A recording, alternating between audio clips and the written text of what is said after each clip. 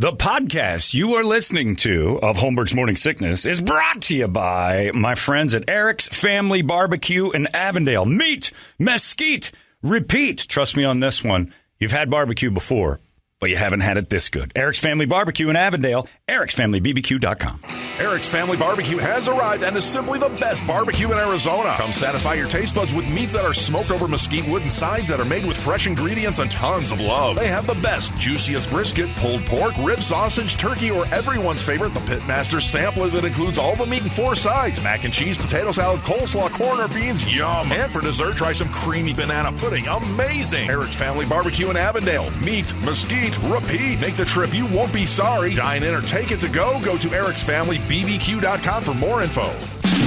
This man needs medical attention. Holmberg's Morning Sickness. The old method of treatment for a person in this condition was to throw him in jail. 98 KUPD. Good morning, everybody. Hello there. Welcome to Wednesday in the alley-oop of the sun. I love that nickname, the Valley-oop. That's pretty great. Wow, it's 5:45. This is the Morning Sickness. My name's John. There's Brady, Brett, Big Dick Toledo. Nobody's thinking about anything else. The whole city's a fan.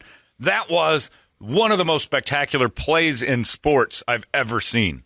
If that was football, the pass Jay Crowder threw at the end of that game last night would have been, for years, like the most pinpoint pass you could ever throw. Tom Brady-esque type.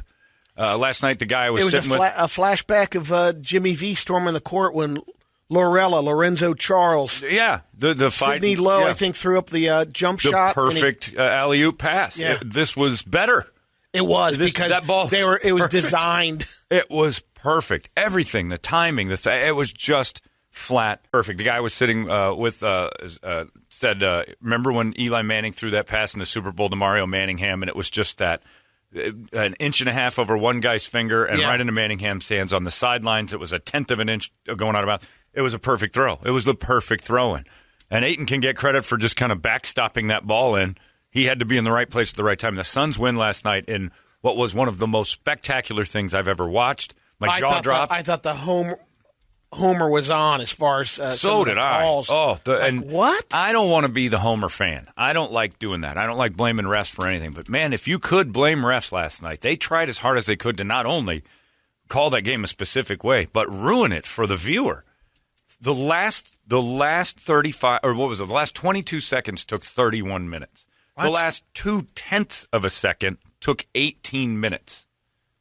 Or last actually would be the last 9/10, but then jump down to 2, that 2-second play. 0.2 of a second because of play. And I don't know who's... And how do you come away on that pass play? And there's 0.9 seconds And then there's left. 0.2. When the rule in the NBA is if anybody touches it, it's automatically 0.3 of a second. Yeah. I don't know. I mean, it was just to give them a fair shake. Because if the clock clicks down in a regular game to 0.2 of a second, they'll add 1/10. Because 0.2 is not enough time to touch and shoot. And 0.3 is just enough time to just bounce it in the air off your fingertips. So the rule is if they touch it, 0.3 of a second goes off the clock. But it was only 0.2 for Ayton. And then that, tip the ball out of bounds thing when Beverly made a good play. Yeah. To tip the ball out of bounds when Booker was driving. And they're like, well, the if you legal slow it arguments, down. Well, there's no legal argument. I know, but every play then would be that. So if you slow down every single touch. It was 35 minutes to finish. That was a 3-hour and 4-minute basketball game, and those things last 2 hours max. Turning into bail now. Well, and that's the problem. Is as much fun as that was, as amazing as that game was, the ending was nearly impossible to sit through, on TV at least. It was brutal. Yeah. It was just flat brutal, and the refs did everything they could to make that thing go whatever direction they were pushing. I don't know. And even Al McCoy said those refs are going to have a hard time getting to their cars if they keep this up tonight. Man, if it went the other way. Oh, at the end, would that shot George when he caught the pass? No, after the buzzer. It did. That's what I thought. He got it out of his hands after the buzzer, so it wouldn't have counted anyway. It was just he didn't have a chance. And imagine waving that off. Oh, well, I'm surprised they didn't review that. Yeah, they probably did. Hit there. It wasn't even in, and we're going to review it. But what a game, and what a What a you steal a win at home. They shot terrible from the 3-point line, and the Clippers are that team. I've been saying it all week. They were rattled. They are that team that shoots 40% and is just like, hi, how you doing? And if they're Jason from Friday the 13th, you run fast, you feel like you turn around and there they are. Right like, on your ass. How you doing? Yeah. Like, you're walking. You're not doing it. They're ugly. They play bad, but they just shoot the lights out. And at 40% from the 3-point range. At one point, again, the Suns were 51%. The Clippers were shooting 40 from the floor and 38 from 3-point. And the Suns were 50 from the floor and 23 from 3. And they were down up 4 at that point. It's a percentage game where the 3-pointer is the future of the game. But man, oh man, if Ayton isn't exploding right now, this is so much fun. Just a blast. And I didn't even get to go to the game. Oh, you didn't? No, I did not get to go. So yesterday, D-Hop, Doug Hopkins, my D-Hop, Yeah, not the okay, D-Hop I was going to say. I share a place with D. I like to say that to people. Like, I got this apartment. D-Hops. Yeah, well, I don't say that because I don't care if anybody thinks I'm telling the truth or not. So I tell people, like, I got this apartment downtown with D-Hop. We share it for Suns games, and people's faces change. Like, because they think I know him, and I don't. So I got the white, doughy D-Hop. But I got the D-Hop. But Doug's got his place. So Doug calls yesterday, and he's like, hey, I might have a straggler ticket hanging around.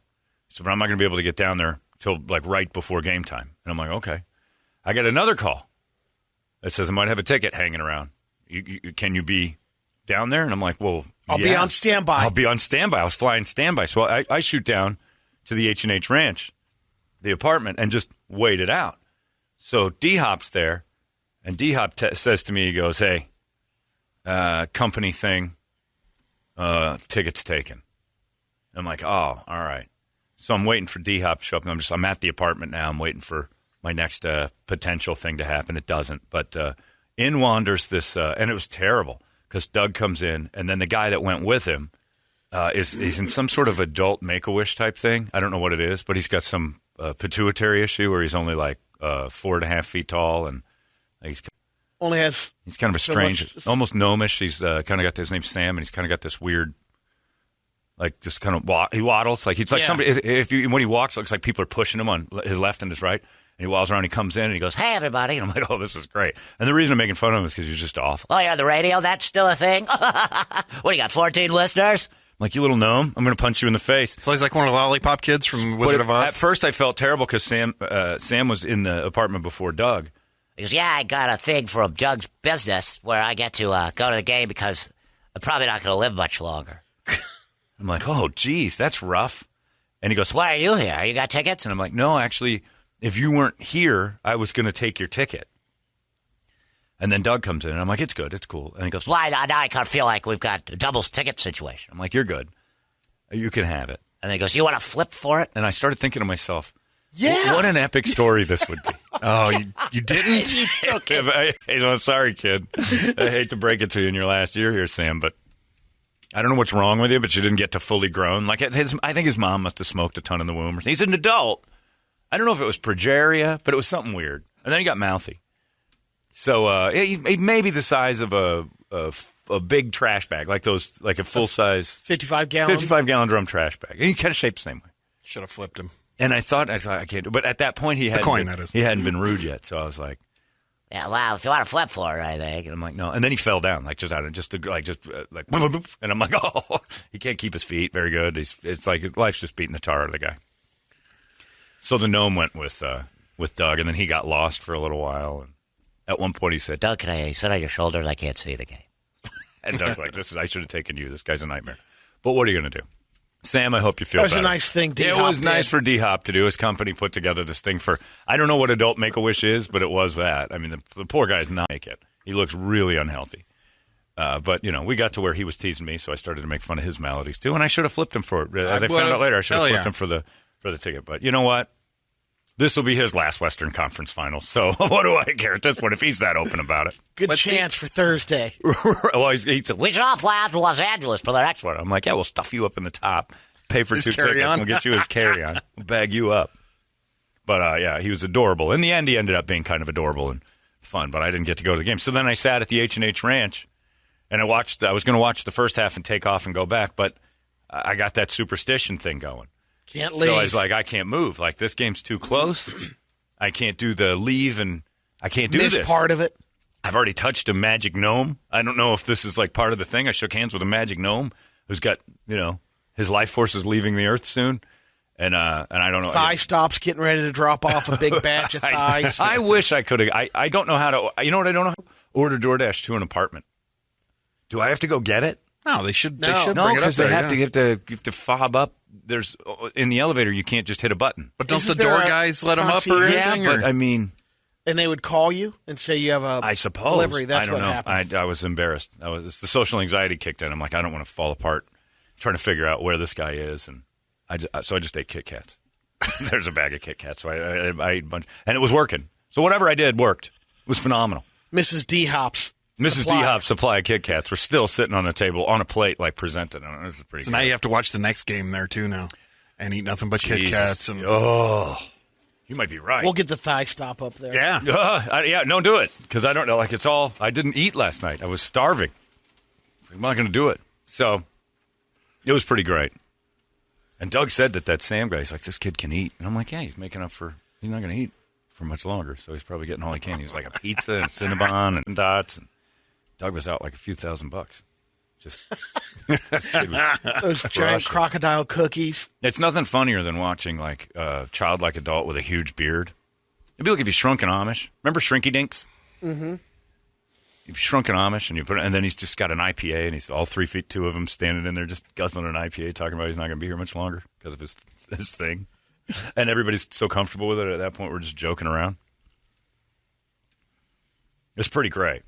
My girlfriend's getting new boobs put in. What? Wait a minute. But Larry can't? I don't understand any of this. But it was fun. We had a good time. I did. I was all by myself. It was a good time. I was going to head home. I'm sitting there like, I can't do it. I can't move. I can't. I told you. I'm like, I think I told you I'm going home at halftime. Yeah. But I'm like, no, I'm locked in. And it was actually kind of pleasant because just focused. Oh, and the best part was because I got a view of the Suns Arena after the Valley Oop, which I do like. The streets stormed. People flooded out. And then Celebrations. Then there was the review. So there was just this, I had the window open, this loud, ah, and then crickets. And you could look outside and there's just a pile of people just staring up at the screen back in. They wouldn't let them back in. So they're just standing outside and I'm like, oh man, if Paul George hits this, there's going to be about 300 people, maybe more, who don't know what happened. The mad break to beat traffic. Yeah, and they're like, we got this, let's go. And they just charged out to go drinking and whatever. And, yeah, it was crazy. But what a game. And again, is there any sport that we can all say replay's been better for? Because I think of I don't think of one sport where I'm like, thank God they reviewed that. I even as a non-fan of the Cowboys, they got screwed on that Des Bryant playing the NFC Championship game against the Packers. Remember that? And it should have been a review. It was non-reviewable. Was it the Rams and Vikings or Rams and Saints with that pass interference? Mm-hmm. They just tackled the guy on the 4th down, and it was the end. And the Super Bowl's online. Like, we don't review those. Yeah, the guy on the goal line was just taken out. You're wasting all of our time on these ticky-tack reviews, but the big plays, the obvious ones, we're like, we got to review that. That's a game-changing thing. And my friend Colin texted me something last night. He goes, the amazing thing about review is it's human error, which in baseball, we would both agree as baseball fans, they're removing. Which sucks. I don't like. I hate baseball. Hate the review in replays. baseball. I hate it. It slows down an already slow thing. Yep. And so he made a great point because he said human error is part of sport. That's why we like it. Paul George missing 2 free throws last night is the story of last night's game. Outside of that amazing ending, if the time between his 2 missed free throws and the alley oop at the end was on like 8 seconds. Yeah, you on can't the miss clock. those. But it was 22 minutes between plays. Yep. 8 seconds. So if that game was going at a natural flow, everything would have been remembered. Paul George is kind of almost off. He's going to get killed by the media, almost off the hook by it. But the reviews came in, and not one time did I sit and think to myself that this was helping the game. Colin, a great point he made was the players make mistakes all the time. They don't get a chance to redo their thing. They don't get a chance to go, I just bounced it off my foot. I get it. I'm going to review that and redo it.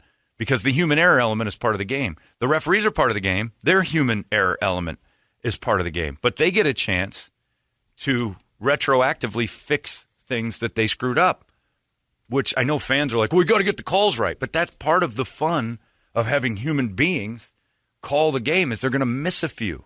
I don't know. I mean, NBA was the best at it back. Until the review happened. There's times that you could see as a fan, oh, that was a bad call and the ball tipped out. Right. But there's no review. And they'll make it up. Because that TV, watching it on television, you can see, oh, man, they missed that one.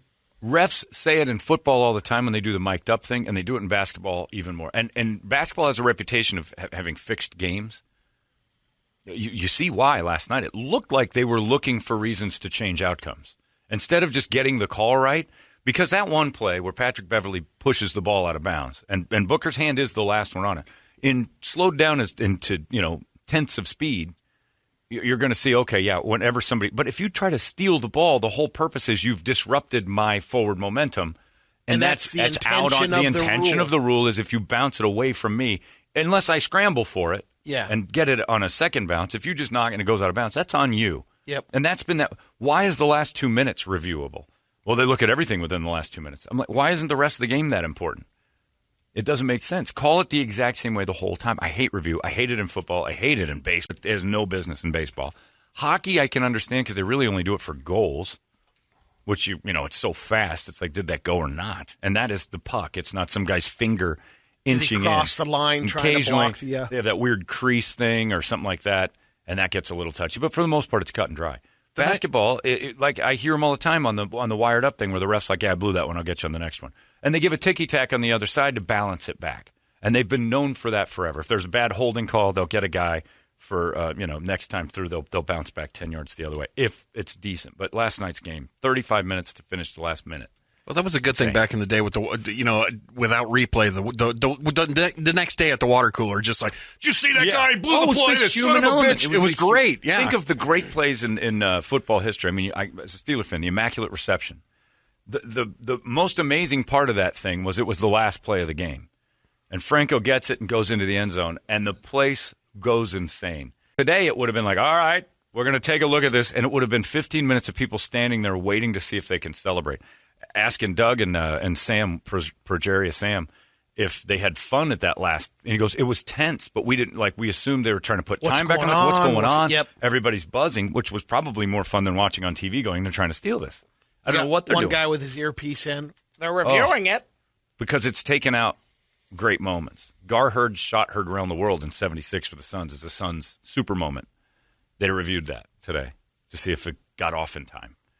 And instead, it was just, we called it good, so it's good. And everybody got to celebrate and have their actual emotions on time. I thought for sure when Aiden put it in, the Valley Oop, how do you keep more time on the clock after that? Most of the time, that's over. It's that's over. It. Yeah. 0.9 of a second. I'll give you that maybe 0.3 went off because it was very fast. Does the clock technically stop once it goes through the hoop? Yes. In order of possession. Once it's touched, it starts. When it gets through the hoop, it stops till the next guy on the court. Not even hitting the ground. No, it's through the net, and it's done.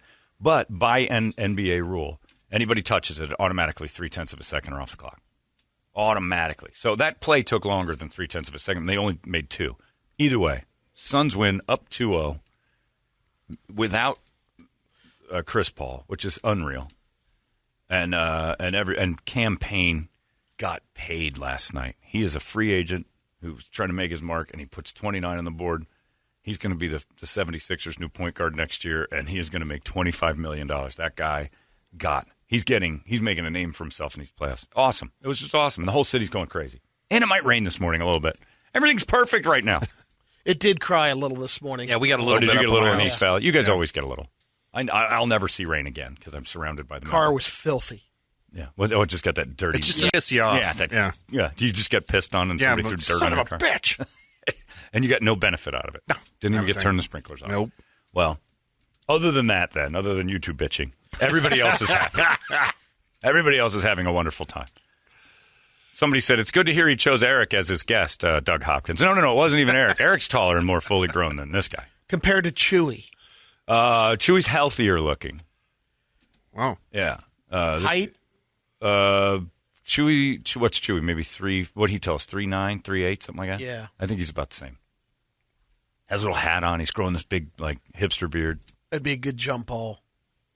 It would be an awesome jump ball between for Jerry as Sam and Chewy. If Sam's up for it, if his doctors will allow it, I'll have a jump with Chewy. One last jump. One last time. We'll adult Make-A-Wish that, too. Doug's company said I won something, so I got to go with Doug Hopkins today. Stevie's Doug Hopkins. Like, yeah, it's isn't it? How do you know him? Like, we do a little business together. Ah, okay. What business are you in? Radio. They still have that? I bought a car in 2016. If it doesn't say Ox, I don't listen anymore. It's a relic of an older time. Yeah, well, you know what? You're not going to be here much longer, so are you. Soon you'll be a memory like radio. See, you should have flipped him for it. I should have flipped him for the goddamn because you'll be able to tell those stories for years. Damn it. Yeah, you're right. I'm the one who's left with the story. Yep. Always have a good story. His story won't last. Son of a bitch. I went down there. I won my adult Make-A-Wish ticket to the Western Conference Finals, and this fully grown, healthy man flipped me for it, and he won, and he took the goddamn ticket from a sick child. And it would be his fault because I took the deal. I took the God bet. Damn it. It's so easy to say right now that I would have done that. Flip you for it. Ping. It's tail Sam. Well, you're used to disappointment. Have fun, Junior. It's just like being at the doctor's office. More bad news.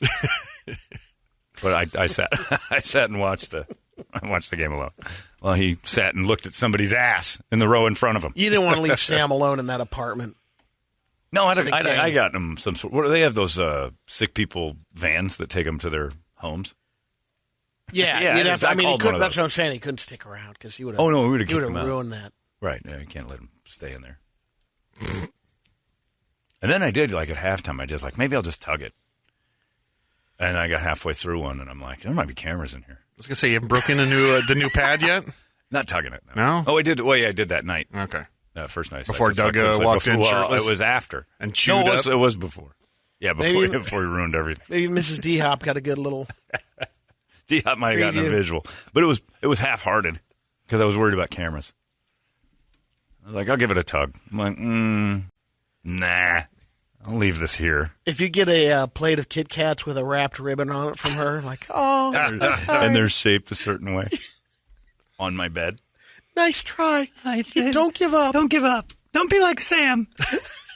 Don't quit. Anyway, let's get a wake-up song on this day that everybody is joyous and a little hungover. 585-9800. That is the phone number. Sons in 4 is still alive. I don't like saying that, but it's still a thing. It's close. Give us that wake-up song. We'll scream it together. It's 98 KUPD. Wake up! Hey, it's not weird. It's pretty cool, actually. No membership fee. I have heard enough of this. You've been listening to Holmberg's Morning Sickness Podcast, brought to you by our friends at Eric's Family Barbecue in Avondale. Meet, mesquite, repeat. Eric'sFamilyBBQ.com.